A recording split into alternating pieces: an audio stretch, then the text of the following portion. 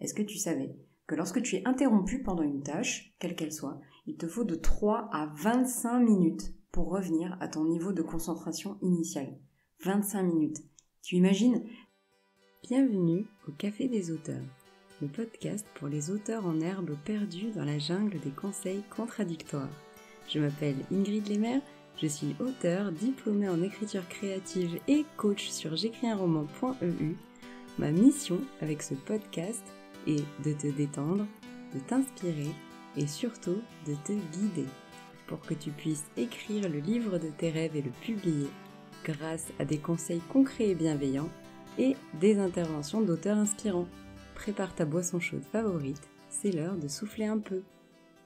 Hello collègue écrivain, je suis très contente de te retrouver dans cet épisode du Café des auteurs où on va parler d'un sujet qui ne concerne peut-être pas tout le monde, mais je pense que les personnes concernées vont vraiment apprécier les conseils sur la déconnexion des réseaux sociaux globalement, mais ça peut aussi être de la télé ou même du smartphone en général, pour mieux écrire, pour gagner du temps pour ses projets personnels.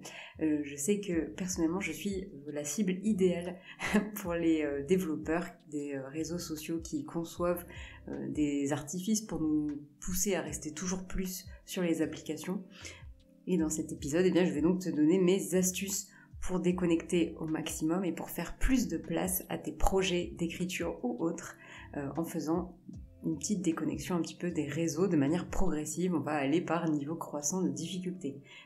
Mais avant, je me permets un tout petit rappel sur le sommet du premier roman, une série de conférences en ligne par des experts de l'écriture, de la correction et de l'auto-édition que je co-organise avec le Manoir littéraire.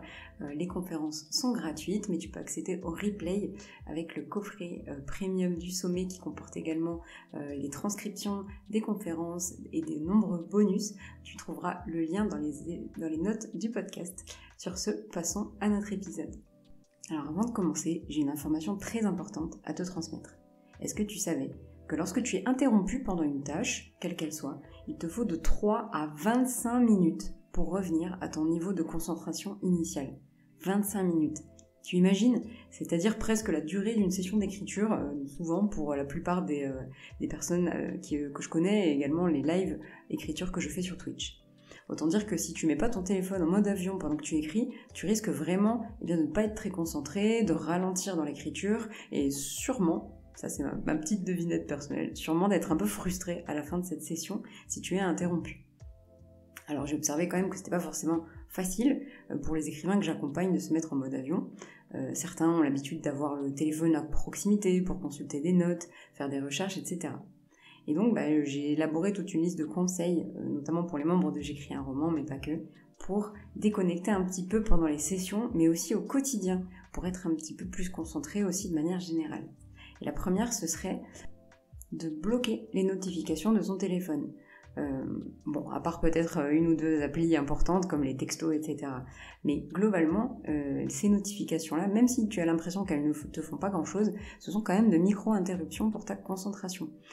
Quand tu écris, je te conseille également d'ouvrir ton document sur ton téléphone, si tu écris sur téléphone ou sur PC, et puis d'activer par exemple le mode avion pour être sûr de ne pas être dérangé pendant ta session d'écriture.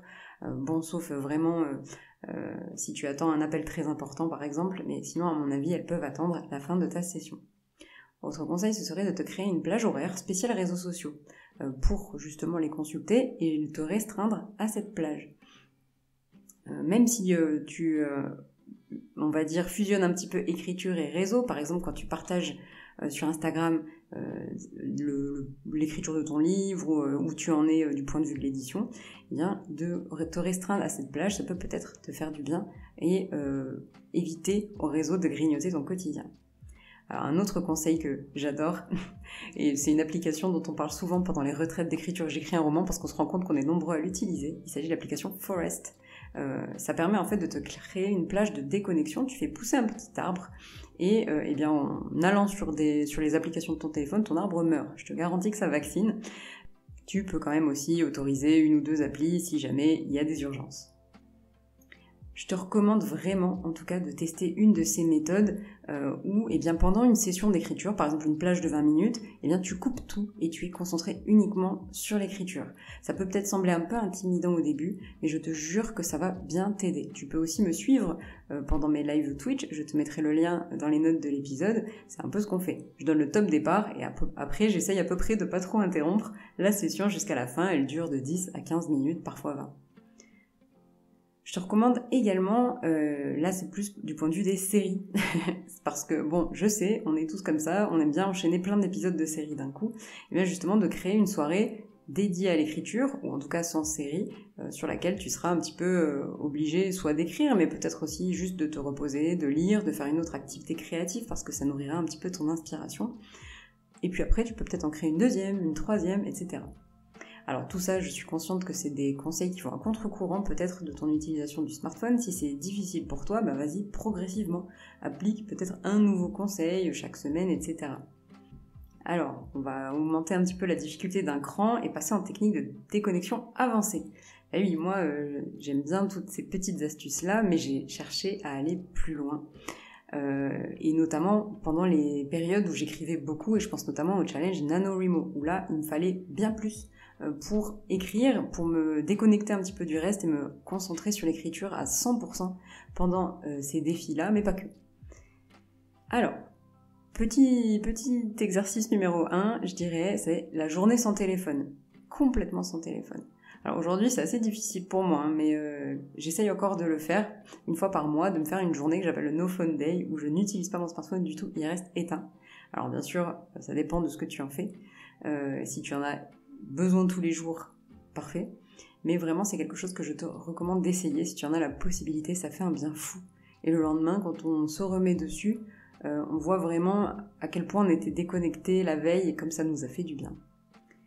Un petit conseil aussi qui peut être utile selon l'agencement de ton chez toi, c'est de faire une phone zone chez toi. Je conseille plutôt vers la porte d'entrée par exemple, où tu peux poser ton smartphone et te forcer à le laisser là au maximum, bon, sauf en cas d'appel ou par exemple sur ta plage réseaux sociaux du jour. C'est vraiment quelque chose qui a bien marché pour moi, de me dire le téléphone il va là, et pour les personnes qui sont comme moi et qui perdent tout le temps leur téléphone, c'est aussi plutôt bien pour le retrouver facilement.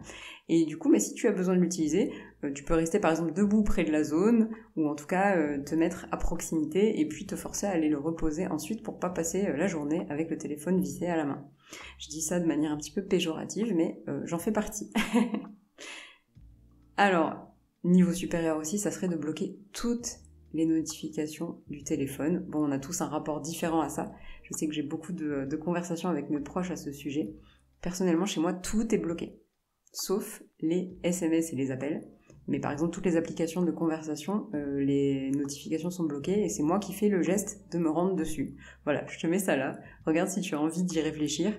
Je trouve que c'est tout aussi valorisant d'aller soi-même sur les conversations et en général, on manque quand même pas grand-chose, rassure-toi. Un petit niveau supérieur aussi, ça serait de désinstaller les applications des réseaux sociaux de ton téléphone. Alors effectivement, si tu utilises une application en particulier, notamment pour promouvoir ton travail d'écriture par exemple, ça peut être pas mal. Mais typiquement, pendant un challenge style le NaNoWriMo, ça peut vraiment faire du bien, de tout virer, tout simplement, et de rester sur, je vais partager par exemple un post Insta sur l'écriture à telle fréquence. Et pour cela, tu n'es pas forcément obligé d'utiliser l'application. Là, il y a des petites conditions techniques sur le type de compte, etc. Mais globalement, je pense que ça peut te faire du bien d'essayer. Autre possibilité que je te mets là, sur laquelle tu peux réfléchir, supprime tes comptes sur les réseaux sociaux qui te font perdre du temps et qui t'apportent pas grand-chose pour garder ceux qui t'intéressent vraiment. Typiquement sur Instagram, la communauté d'écrivains est très active, c'est pour ça que j'en parle beaucoup. Ça peut être TikTok ou YouTube, mais si tu te rends compte que par exemple Facebook, tu ne fais qu'y perdre du temps sans trop progresser, ni apprendre des choses utiles pour ton projet d'écriture, et globalement tu as le numéro des personnes que tu as comme amis, ça peut peut-être être un bon moment pour supprimer le compte si ça t'intéresse, ou le désactiver dans le cadre du NaNoWriMo par exemple. Alors, un petit mot aussi sur le côté déconnexion pendant la session. Il existe plusieurs solutions pour ne pas être dérangé sur ton écran de PC par exemple. Tu peux mettre Word en plein écran, Tu peux utiliser un logiciel comme Focuswriter qui permet d'afficher un bureau vide avec juste ton texte. Alors moi je trouve ça assez intimidant, c'est pas forcément quelque chose que je recommanderais. Et en plus de tout ça, évidemment tu peux appliquer un petit peu tout ce que je viens de te dire sur l'utilisation de l'ordinateur. Couper les notifications de ton ordinateur, quitter tous les programmes qui sont actifs pour ne garder que ton roman en cours et garder tes notes à portée de main. Je n'ai pas mentionné aussi l'écriture sur papier, c'est aussi une solution sur laquelle tu peux ne pas être dérangé du tout. Je sais que je n'en fais pas partie, moi, pour écrire mon premier jet, j'utilise un ordi, mais clairement, si tu écris sur papier, voilà, fais-toi plaisir, éteins tout et savoure. Alors, du point de vue de mon expérience un petit peu personnelle, j'avais effectué quasiment tout ce que je viens de te dire dans cet épisode quand j'ai écrit mon premier roman, et je le faisais aussi un petit peu avant, et ça m'a vraiment beaucoup aidé pour aussi garder la motivation. Petit à petit, je me suis remise aux réseaux sociaux, notamment dans le cadre de J'écris un roman. Je suis du coup revenue un petit peu en arrière parce qu'il fallait que je consulte fréquemment Instagram, sinon j'allais pas être très active. J'ai continué quand même à appliquer la phone zone, la plage horaire de consultation, etc. Mais en revanche, ce que j'ai fait, ça a quand même été de restreindre au strict minimum les réseaux que j'utilisais pas, supprimer presque toutes les newsletters qui ne m'apportaient rien, supprimer toutes les notifications. Et vraiment, je te conseille d'essayer au maximum. Ça fait gagner un temps fou. Quand je vois les personnes autour de moi avoir 250 notifications, ça me donne mal à la tête. Mais bon, bien sûr, à toi de voir ce qui te convient ou pas. Ce que je peux te dire en tout cas, c'est qu'il n'y a rien de mieux pour la concentration, non seulement pour écrire ton livre quand tu te retrouveras face à ton premier jet, mais aussi pour laisser la place à l'écriture dans ton quotidien. Quand j'ai fait l'épisode sur l'année 2022, comme quoi je pensais à l'écriture très régulièrement, etc., j'étais vraiment très déconnectée cette année-là. Tu l'as d'ailleurs sûrement vu, j'ai passé plusieurs mois sans utiliser Instagram du tout. Et c'est vrai que ça m'a vraiment fait du bien parce que du coup, ce temps-là que je ne perdais pas sur les réseaux sociaux, je le passais à penser à l'écriture, à être créative, à m'inspirer, lire, etc. Et ça nourrissait un petit peu mon écriture de manière générale. Alors bien sûr, je ne dirais pas que je le suis complètement déconnectée. J'utilise notamment YouTube dans un cadre bien précis, puisque je ne le regarde que depuis mon salon. Mais c'est quand même, je dirais pas forcément quelque chose de compulsif. Là où j'ai le plus de mal et de progrès à faire, c'est de ne pas regarder un épisode de série supplémentaire quand il est déjà tard le soir, mais personne n'est parfait. Je serais très curieuse de savoir ce que tu as pensé de cet épisode, comment toi tu fais pour déconnecter, est-ce que tu y arrives, est-ce que c'est quelque chose de difficile ou pas. Bien sûr on peut pas déconnecter de tout, notamment des enfants qui crient, je sais que c'est un des soucis les plus fréquents chez certains membres de J'écris un roman, néanmoins j'espère t'avoir donné des petites pistes pour déconnecter et t'améliorer. Je te dis donc à dans 2 semaines au Café des auteurs ou sûrement avant au sommet du premier roman. À bientôt.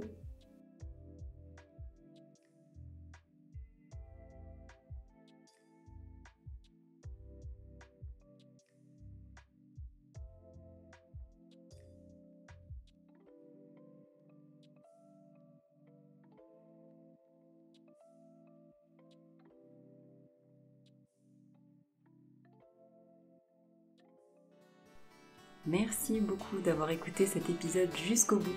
Je te propose de rejoindre la communauté J'écris un roman sur Discord. Tu trouveras le lien dans les notes du podcast pour rencontrer des collègues écrivains, recevoir des avis sur tes extraits ou encore participer aux sessions d'écriture collective toutes les semaines. À bientôt au Café des auteurs.